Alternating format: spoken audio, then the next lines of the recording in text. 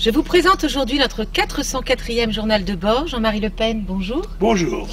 Alors, l'ambassadrice des États-Unis convoquée hier au Quai d'Orsay. Que pensez-vous des écoutes américaines et surtout que faire? Écoutez, il faut être réaliste. La seule force militaire considérable dans le monde, ce sont les États-Unis. Ils considèrent donc qu'ils ont la responsabilité de la sécurité dans le monde. Et ils prennent tous les moyens de l'assurer. Et ceux qui n'apportent pas grand-chose à l'effort général de protection ne sont pas pris en considération. Par conséquent, on fait des écoutes, et bien sûr aussi même chez les alliés, ce n'est pas très élégant. Mais on sait qu'en politique internationale, l'élégance ne pèse pas très lourd. Alors, les chauffeurs de taxi manifestent aujourd'hui, protestant afin que la loi les protégeant soit appliquée. Les comprenez-vous Oui, je les comprends parce que c'est quand même une concurrence déloyale. Et bien que le gouvernement ait taxé d'illégalité l'attitude des concurrents en quelque sorte, eh bien ceux-ci continuent, bravent la loi et l'autorité. Alors il est évident que les taxis sont amenés à se défendre, puisque vous savez comme moi que bien que les licences soient gratuites, elles prennent un prix, elles ont un cours qui va quelquefois jusqu'à 200 000 € au moment de se les transférer. Et par conséquent, évidemment, les taxis défendent leurs biens et défendent leur profession. Et d'un autre côté, un certain nombre de gens souhaitent qu'il y ait une concurrence qui permette de peser sur les prix et qui rende plus facile la circulation dans Paris pour eux-mêmes. Alors c'est à l'État de faire respecter la loi, ce n'est pas aux chauffeurs de taxi, parce qu'il est bien évident que si on laisse les organisations de taxi régler les problèmes elles-mêmes, tout ça va se terminer par des violences, bien sûr. C'est déjà le cas. Mais c'est le désordre, c'est la République en décadence, c'est bien connu.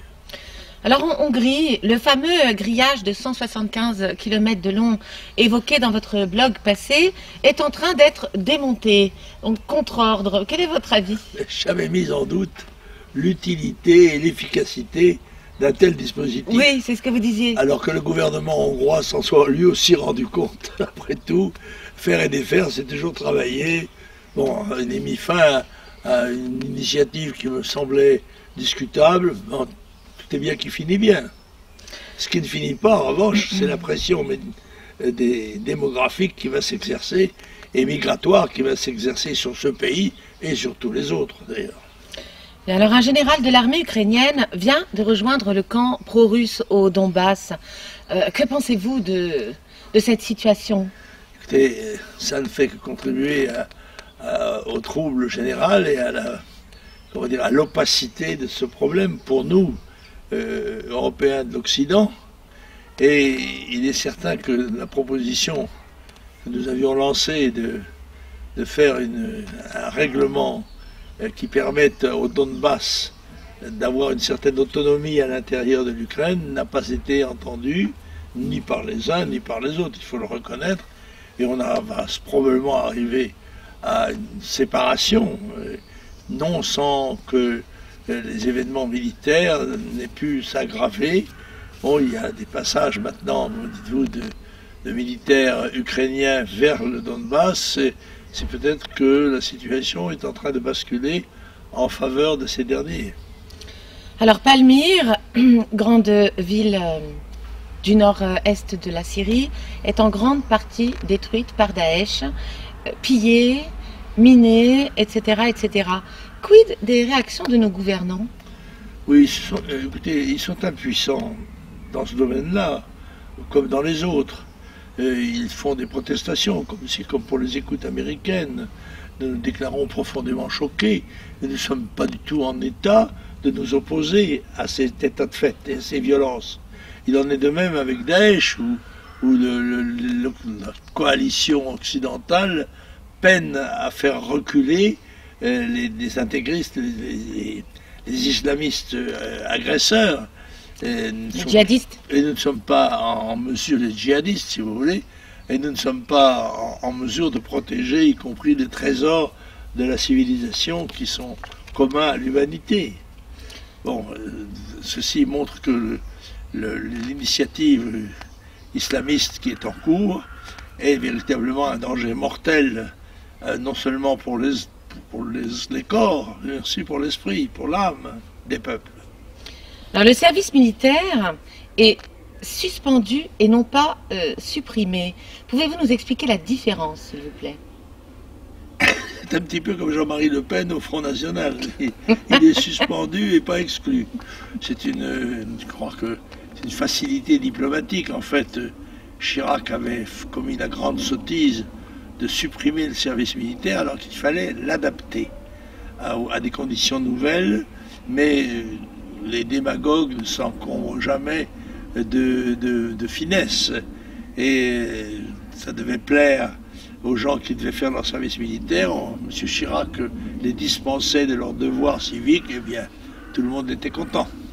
À la vérité, la France a besoin du service militaire, pas seulement comme moyen de défense et de renfort des armées très maigrichonnes, des armées professionnelles en quelque sorte, mais aussi comme instrument d'intégration des populations étrangères que nous tolérerions, parce que je ne suis pas du tout d'avis d'accepter l'état de fait actuel, c'est-à-dire que qui veut entrer chez nous le fait, s'installe et proclame son droit, souvent avec agressivité après.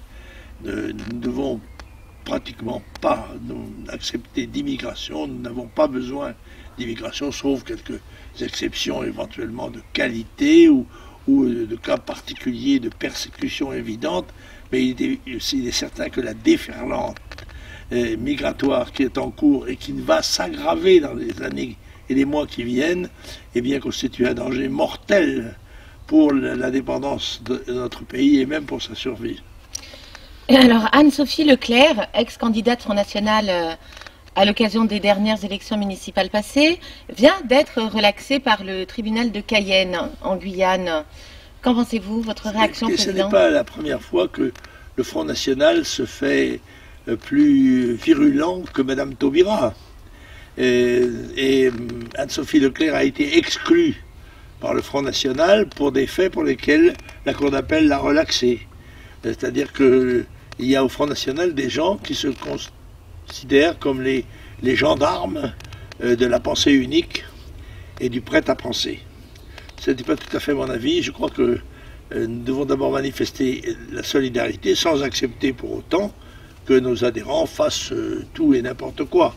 Mais on doit respecter en particulier les règles de procédure qui permettent en effet de les suspendre, d'instruire leur affaire, de savoir de quoi il s'agit et de porter un jugement qui évidemment ne doit jamais être au-delà de celui des procureurs de Mme Taubira.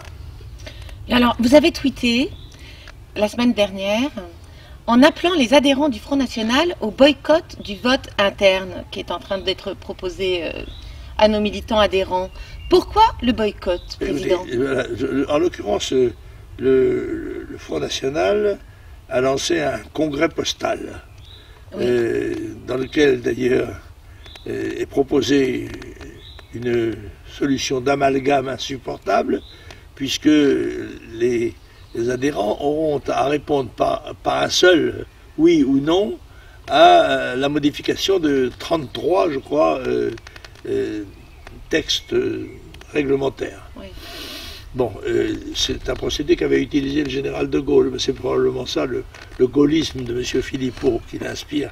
Mais en l'occurrence, je pense que les abstentions et les boycotts, comme vous dites, et les non s'additionneront, et ce qui sera considéré, c'est le nombre de gens qui auront répondu positivement à l'initiative de la présidence et du bureau exécutif du Front National. Je condamne évidemment l'initiative de ce congrès, et on ne respecte pas le parallélisme des formes qui voudrait que ce soit un congrès de délégués, comme celui qui avait décidé d'imposer l'article de règlement qui est en cause, l'article des statuts, qui est en cause et qui touche la présidence d'honneur. C'est l'honneur qui doit gêner un certain nombre de gens dans notre mouvement. Il serait temps on le rétablisse.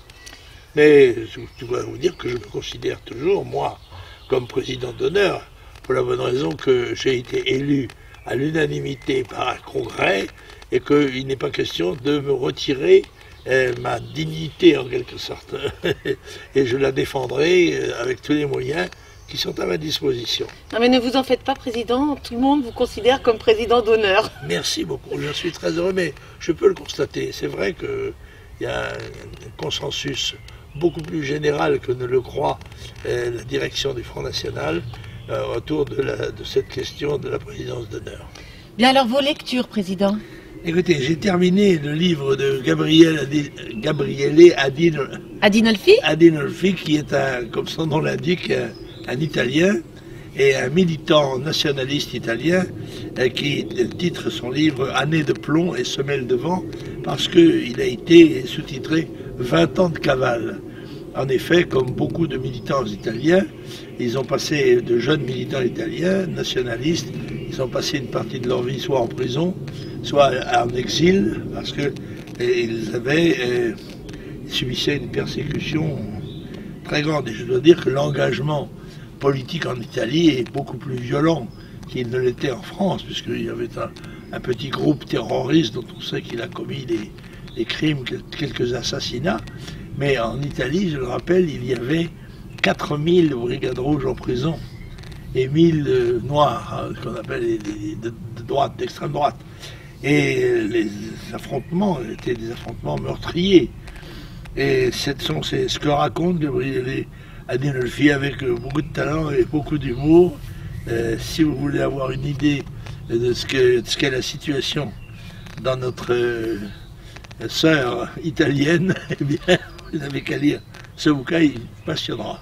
Eh bien, je vous remercie 1000 fois pour toutes ces réponses et nous nous retrouvons, j'espère bien, la semaine prochaine. Si Dieu le veut. Au revoir.